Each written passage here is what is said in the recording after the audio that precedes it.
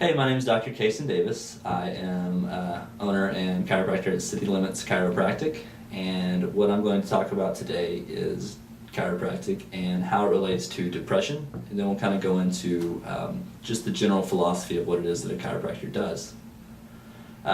So basically, as far as depression goes, what I've noticed as far as new patients when they come in is when I was in school, I didn't realize how many people actually suffer from this condition, and whether it be just general depression, anxiety, bipolar disorder, you name it, it's a far more prevalent issue out there than I think most people realize, and for sure what I realized.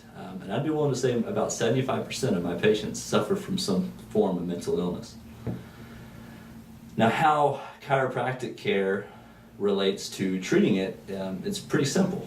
Basically what we do is we remove subluxations in the spine, and what a subluxation is a part of your spine that's out of place or misaligned. And what that does is it can put pressure on your nervous system. And pressure on the nervous system can actually decrease serotonin levels, which is what causes depression, is a decrease in serotonin levels. And removing that interference, if you will, is a proven way to fight the effects of depression.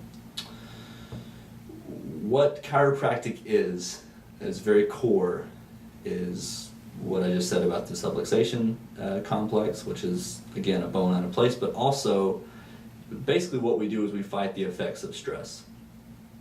And what I mean by that, and I don't mean just emotional stress, I mean physical trauma, chemical stressors, prescription drugs, things you put in your body that aren't necessarily healthy for you, that kind of thing.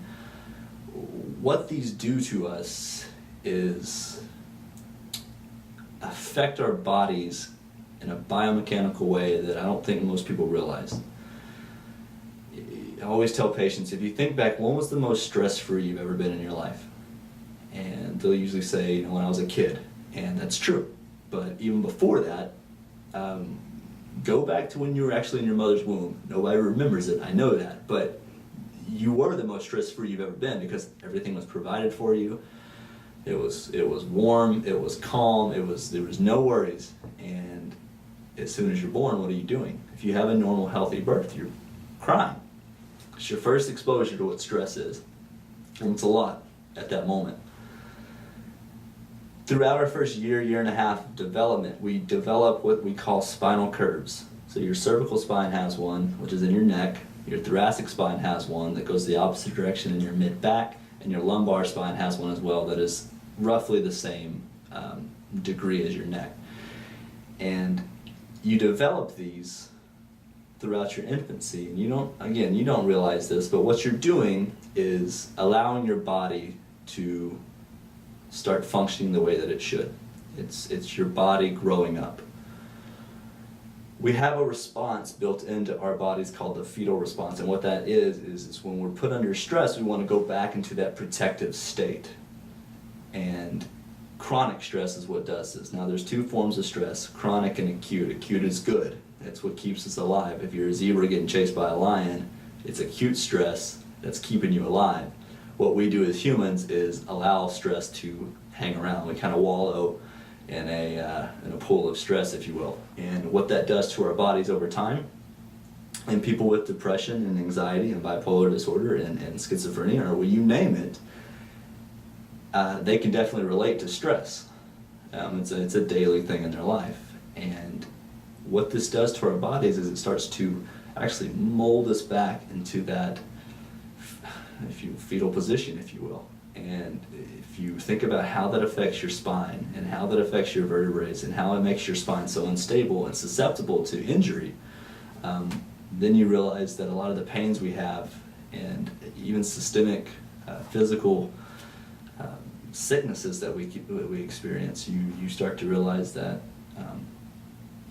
being aligned properly does a lot for you. And if you look at a nerve goes to your heart. If that nerve is being, if the vertebrae around that nerve is subluxated, it's causing pressure and interference on that nerve, do you expect that heart to work as well that it should? Absolutely not. So what we do is we go through find the subluxations and correct them. And it's no different for people that suffer from depression, anxiety, or bipolar disorder, or anything you're going through. And if that person can be helped, and if you think that that's what's going on, then I think it makes a huge difference. So I do think chiropractic care helps, and I do think it's an effective alternative care for fighting this. So thank you very much, and I hope y'all learned something.